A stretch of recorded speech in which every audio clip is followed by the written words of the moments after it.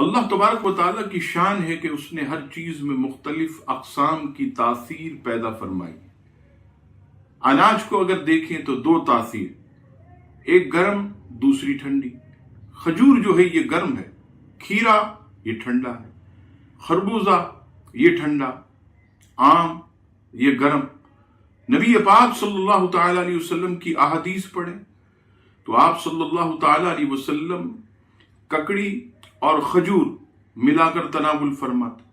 ککڑی اس کی تاثیر ٹھنڈی ہے، کھجور اس کی تاثیر یہ گرم ہے.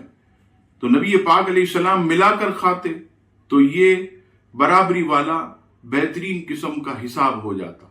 آپ اسی طرح دیکھیے، مشہور ہے کہ آئس کریم کس قدر ٹھنڈی ہوتی، لیکن جو بڑے بڑے ماہرین ہیں وہ کہتے ہیں کہ آئس کریم کی تاثیر یہ گرم ہے.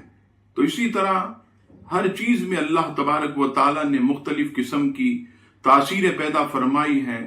تو جو جس کے لیے موافق ہو وہ اس طرح استعمال کرے اور اپنے طبیب کے مشورے سے ایسی چیزیں استعمال کریں تاکہ آپ کی صحت کو کسی قسم کا بھی نقصان نہ پہنچے.